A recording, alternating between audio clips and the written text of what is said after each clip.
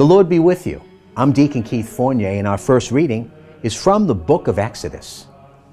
Yahweh said to Moses and Aaron in Egypt, "This month must be the first of all the months for you, the first month of your year. Speak to the whole community of Israel and say this: on the 10th day of this month, each man must take an animal from the flock for his family, one animal for each household.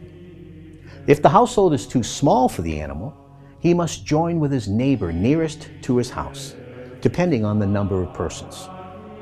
Now, when you choose the animal, you will take into account what each can eat. It must be an animal without blemish, a male 1 year old. You may choose it either from the sheep or from the goats. You must keep it till the 14th day of the month, when the whole assembly of the community of Israel will slaughter it at twilight.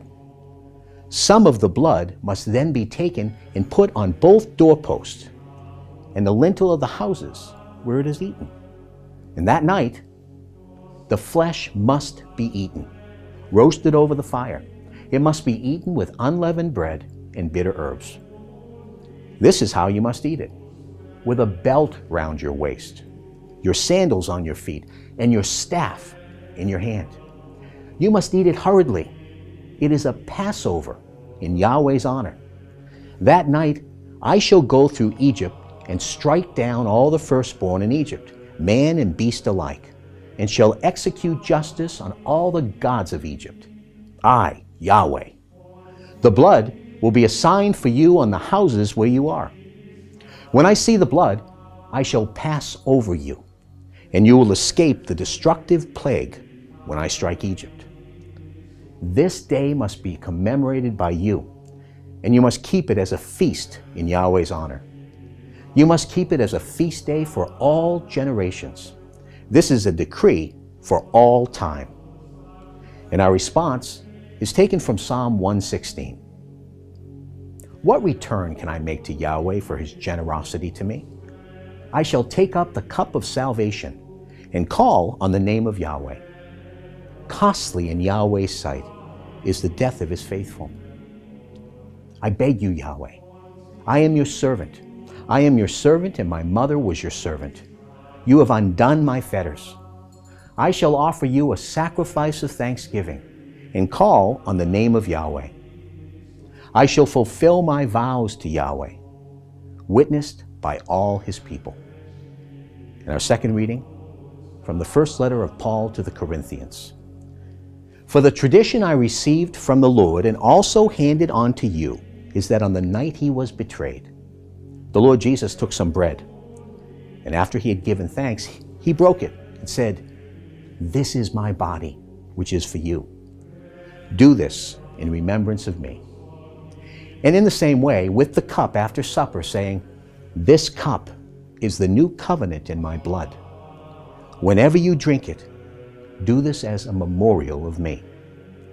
Whenever you eat this bread then, and drink this cup, you are proclaiming the Lord's death until he comes." A reading from the Holy Gospel according to St. John. Before the festival of the Passover, Jesus, knowing that his hour had come to pass from this world to the Father, having loved those who were his own in the world, loved them to the end. They were at supper, and the devil had already put it into the mind of Judas Iscariot, son of Simon, to betray him. Jesus knew that the Father had put everything into his hands, and that he had come from God and was returning to God. And he got up from table, removed his outer garments, and taking a towel, wrapped it round his waist. He then poured water into a basin and began to wash the disciples' feet and to wipe them with the towel he was wearing. He came to Simon Peter, who said to him, "Lord, are you going to wash my feet?" Jesus answered, "At the moment you do not know what I am doing, but later you will understand." "Never," said Peter, "you shall never wash my feet." And Jesus replied, "If I do not wash you, you can have no share with me."